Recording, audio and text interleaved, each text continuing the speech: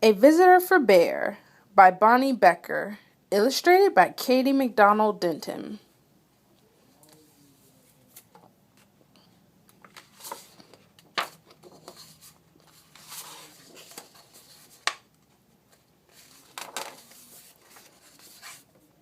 No one ever came to Bear's house. It had always been that way, and Bear was quite sure he didn't like visitors. He even had a sign, "No visitors allowed."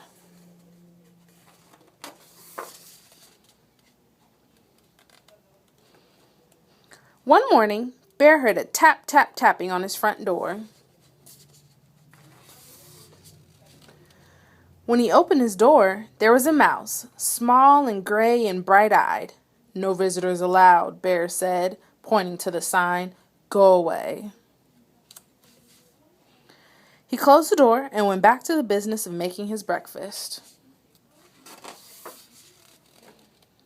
He set out 1 cup and 1 spoon. But when he opened the cupboard to get 1 bowl, there was the mouse, small and gray and bright-eyed.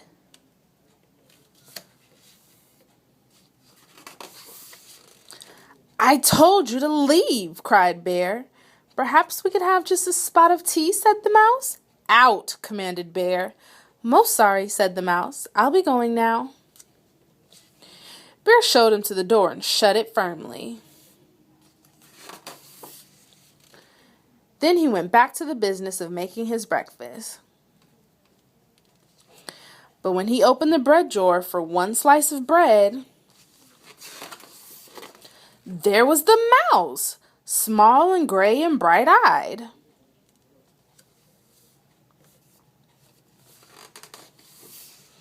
"Unbelievable!" roared Bear. "Away with you! Vamoose!" "I do like a bit of cheese," said the mouse. Bear pointed a rigid claw toward the door. "Yes, then, here I go," said the mouse. "Farewell!" And the mouse whisked out the door. This time, Bear shut the door very firmly and locked it tight. He locked the windows, too, for good measure.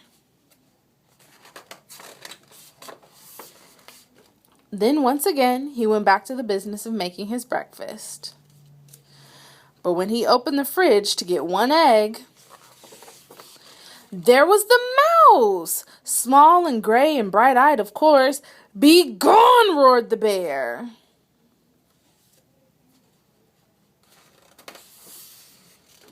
"A crackling fire?" ventured the mouse. "This is impossible, intolerable, insufferable!" cried Bear, shaking with anger and disbelief. "Terribly sorry," murmured the mouse. "Now you see me, now you don't. I am gone." And the mouse looked very sorry indeed while he waited for Bear to unlock the door and let him out again. This time, before he went back to the business of making his breakfast, Bear shut the door very, very firmly, locked it, boarded the windows shut, stopped the chimney, and even plugged the drain in the bathtub. Carefully, Bear set about the business of making his breakfast. He opened the cupboard, no mouse. He opened the bread drawer, nothing. Whew! He opened the fridge, mouse free, yes indeed. He lifted the lid to the tea kettle. There was the mouse, small, gray, and well, you know the rest. Bear fell to the floor and wept. "I give up," he blabbered. "You win. I am undone." "So sorry," said the mouse, "but perhaps if I could have just a bit of cheese and a cup of tea, and do you think we could unstopper the chimney and have a nice fire?" Bear blew his nose with a loud honk. "But then you must go," he sniffled. "No visitors allowed." "You have my word," said the mouse.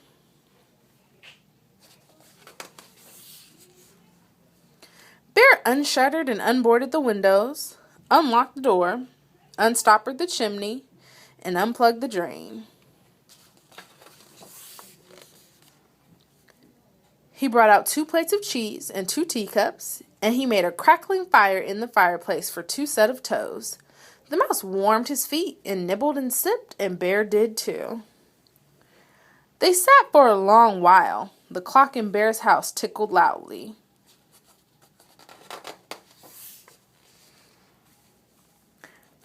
Bear cleared his throat. The mouse looked most attentive. No one had ever been most attentive to Bear.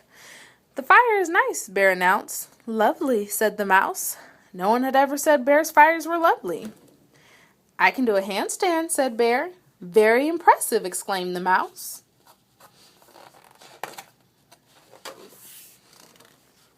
Bear told a joke. The mouse laughed heartily. No one had ever laughed at Bear's jokes before. Bear began to think of another joke. The mouse set down his teacup. Bear quickly filled the teapot. "There's plenty more," he said.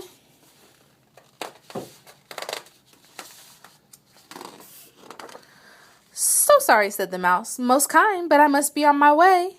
"Really? You needn't go," said Bear. "I am off," said the mouse, springing up from his chair. "Wait!" cried Bear. But the mouse stepped out the door. "Toodaloo," said the mouse.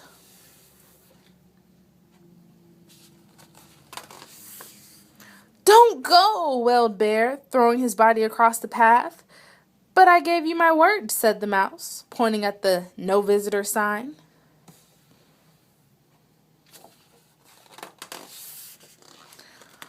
"Oh, that," cried Bear, pulling down the sign and tearing it up.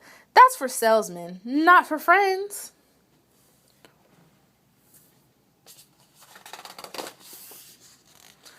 "Not for friends?" asked the mouse, small and gray and bright-eyed. Bear nodded.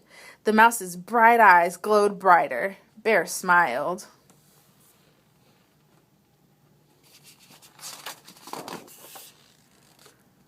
"Do you like one lump or two?" said Bear, most politely. "I like two," said the mouse, and Bear agreed. The end.